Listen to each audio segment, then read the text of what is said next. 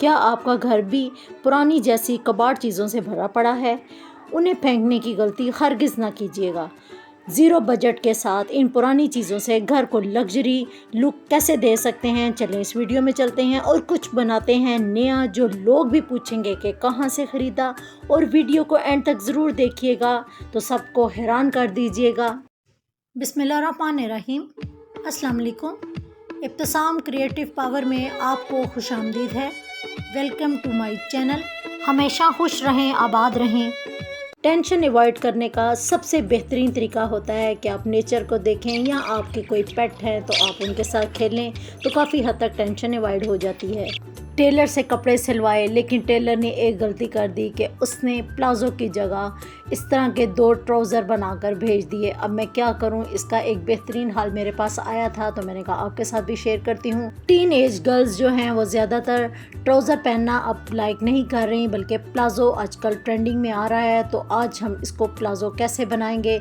सबसे पहले इसकी लंबाई के रुख पे इस तरीके से कटिंग करेंगे, लेकिन दूसरे प्लाज़ो की जिस तरीके से हम कटिंग करेंगे वो आप देख लें। मैंने इसको डबल करके फ्लोर पर बिछा दिया है और सेंटर से हम इसको अंदर से इसके अंदर सीज़र को ले जाएंगे और एक हिस्से को भी सेंटर से हम इस तरीके से कट कर लेंगे। अब जो नीचे वाला हिस्सा है वो पहले से ही मैंने कटिंग कर लिया हुआ है। अब ये दोनों वाले हिस्से इस तरीके से खुले हो चुके हैं कि इनके अब 4 पार्ट हो चुके हैं जिस तरह आप देख रहे हैं, लेकिन जिसकी जो नाली की सिलाई है वो अभी तक वैसे ही लगी हुई है। सिर्फ मैंने इनके सेंटर से स्टिच को काटा है।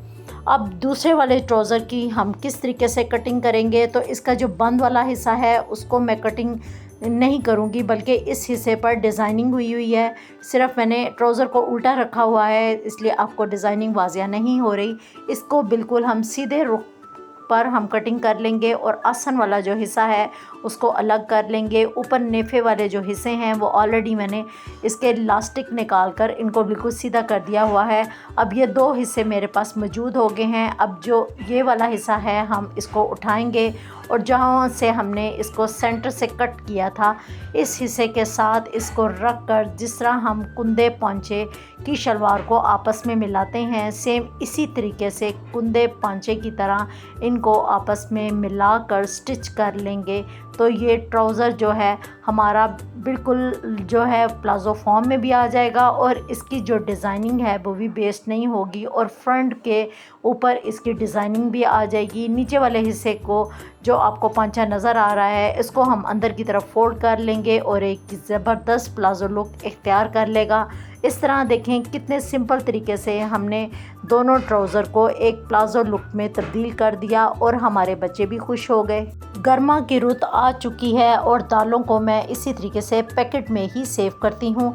पैकेट जब हम खोलते हैं, आधी दाल को हम जब निकाल लेते हैं और आधी दाल हम पैकेट के अंदर ही रख लें, तो इस तरीके से हम इसको कैसे सेव कर सकते हैं। तो पैकेट जो है आधी दाल निकालने के बाद इस तरीके से मैं थोड़ा ही खोलती हूँ, ज़्यादा नहीं खोलती।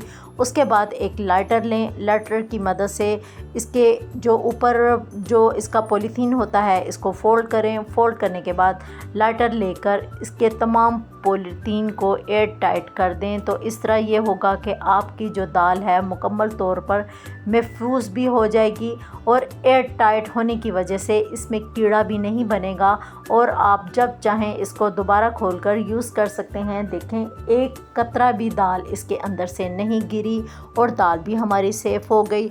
इस तरीके से पैकेटों के अंदर ही आप दालों को सेव किया करें, तो ये दाल कभी ख़राब नहीं होती और आप इसको पूरी गर्मियों का सीज़न भी इस्तेमाल कर सकते हैं। तमाम मसाला जात को कोशिश किया करें कि पॉलीथीन में ही सेव करें।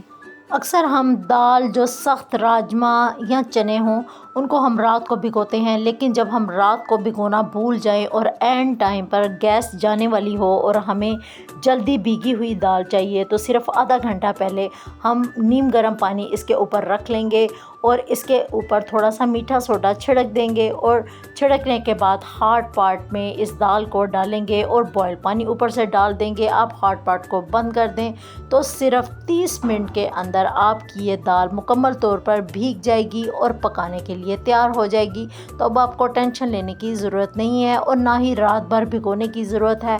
आपकी दाल जल्दी तैयार होकर घर वालों के सामने होगी।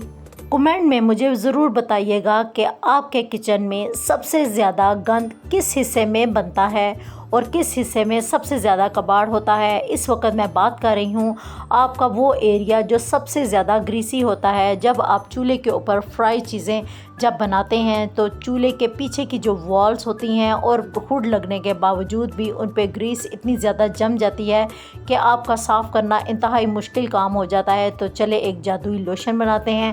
सबसे पहले नीम गर्म पानी लिया है और नीम गर्म पानी में मैंने थोड़ा सा मीठा सोडा शामिल किया है, थोड़ा सा सर्फ शामिल किया है और इसके अलावा इसके अंदर मैंने वेस्ट विनीगर जो था वो अलग से बॉटल में रखा हुआ था वो भी मैंने इसके अंदर डाल दिया है। तो चलें, हाथों के हाथ मेरा ज़बरदस्त जादुई लोशन तैयार हो गया। अब स्क्रबर ले लें। स्क्रबर पर लगाने के बाद आप टाइलों को रगड़ कर साफ़ कर लें। ग्रीसी टाइलें स्क्रबर के बगैर कभी भी साफ़ नहीं होती। ये तो कोई अगर कहे कि साफ़ होती हैं तो ये वो सबसे ज़्यादा गलत बात करता है।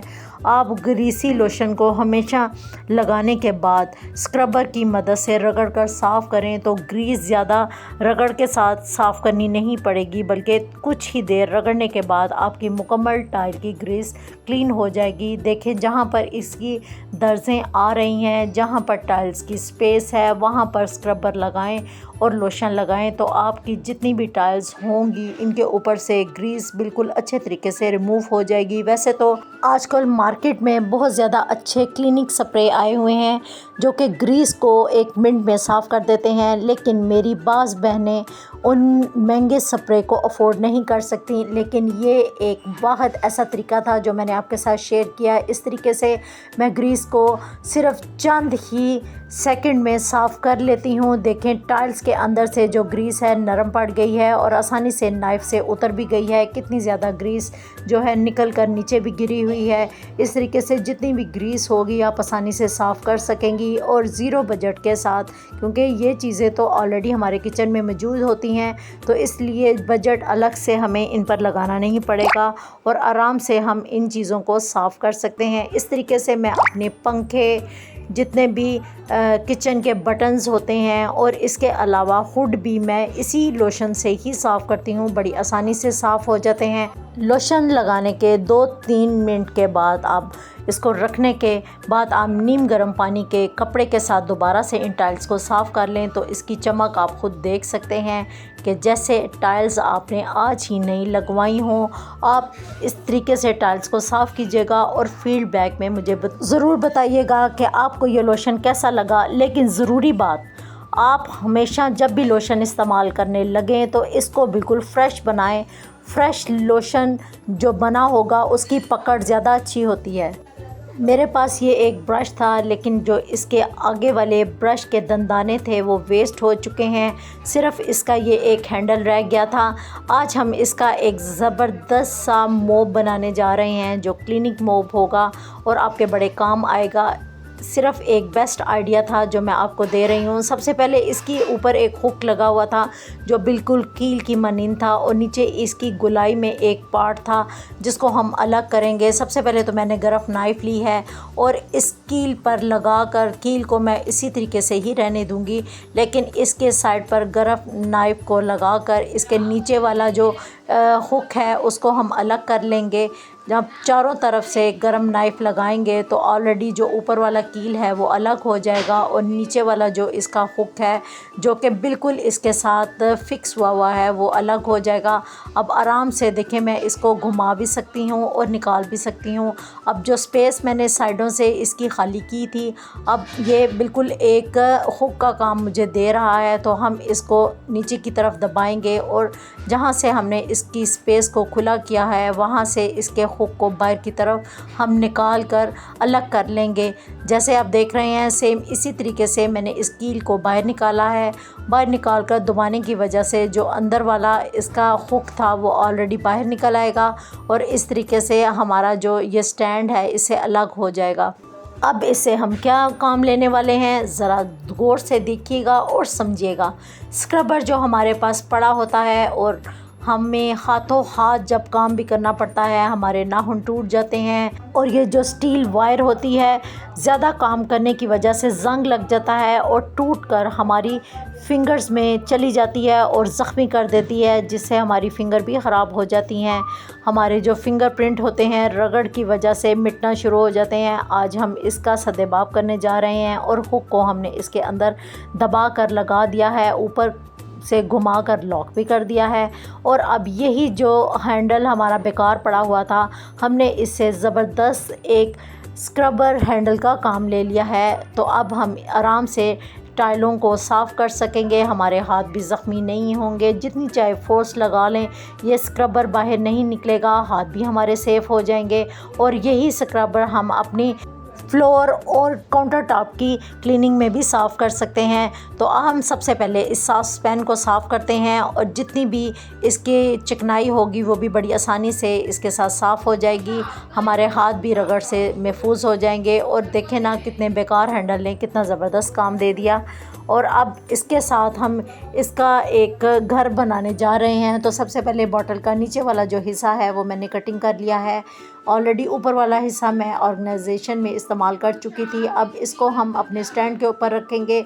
और स्क्रबर क्योंकि गीला होता है और पानी बह कर हमारे काउंटर टॉप को गंदा करता है, तो अब हम इसको इसके घर के साथ अटैच कर देंगे और इस तरीके से हमारा काउंटर टॉप भी गीला होने से महफूज हो गया। देखिए ये क्या है, ये कपड़े के अंदर मैंने पॉलिस्टर की रुई रख कर इसको रोल कर दिया है। रोल करने के बाद सुई धागे की मदद से बैक साइड को मैंने सी कर बिल्कुल बंद कर दिया है। इस तरह ये ज़बरदस्त फ्लफ़ी सा प्यारा सा एक पैड बन गया है। अब हम इसको किस इस्तेमाल में लेके आएंगे आप नहीं सोच सकते कि ये पैड आपकी कितनी बड़ी मुश्किल को आसान कर सकता है। आज ही हम इसका हल करने जा रहे हैं। इस तरह की बॉटल्स की कितनी लिड आपके घर पड़ी होंगी। ये मेडिसिन की बॉटल थी। सबसे पहले ग्लू गन को मैंने गर्म किया है और इसके अंदर मैंने लगा दिया है। अब इस पैड को इसके अंदर अच्छे तरीके से पेस्ट कर देंगे, साइडों से दबा कर अंदर की तरफ इसको ले जाएंगे ताकि जो इसकी साइडें हैं वो ग्लू गन के साथ अच्छे तरीके से चिपक जाएं। और पैड हमारा मजबूती के साथ इसके साथ अटैच हो चुका है। आप अगर चाहें तो जैम की बोतल के ढक्कन भी ले सकते हैं, क्योंकि अक्सर होता है कि बॉटल्स हमारी टूट जाती हैं और ढक्कन हमारे वैसे सी पड़े होते हैं, लेकिन मैंने मेडिसिन का ढक्कन यूज़ किया है और ये प्लास्टिक का है। तो हम इसके साथ ग्लू गन के साथ ही मैग्नेट को अटैच करेंगे। अब एक मैग्नेट जो मेरे पास पड़ा हुआ था छोटा, वो मैंने इसके नीचे ग्लू गन के साथ अटैच कर दिया है। अगर तो आपका लोहे का ढक्कन है तो मैग्नेट आपका विदाउट ग्लू गन ही चिपक जाएगा। तो अब हम चलते हैं अपनी सिलाई मशीन की तरफ। तो सिलाई मशीन पर मैंने मैग्नेट के साथ इसको लगा दिया है। अब इसके ऊपर हमने पिन्स लगा दी हैं और जब भी मुझे सिलाई करने के दौरान पिन्स की ज़रूरत पड़ती रहती है और इसके अलावा नीडल की भी ज़रूरत पड़ती है, तो मैं इसके ऊपर लगाकर अपनी सिलाई मशीन के काम को आसान कर लेती हूँ। इस तरीके से ये होता है कि मुझे आसानी से पिन अपनी जगह पर मिल जाती हैं और मेरा काम भी आसान हो जाता है। मुझे किसी किस्म की उलझन का सामना नहीं करना पड़ता। आप भी इस तरह की छोटी छोटी ट्रिक अपनाएं और अपनी ज़िंदगी को आसान बनाएं। वीडियो पसंद आए तो लाइक शेयर और सब्सक्राइब ज़रूर कीजिएगा। अल्लाह हाफिज़।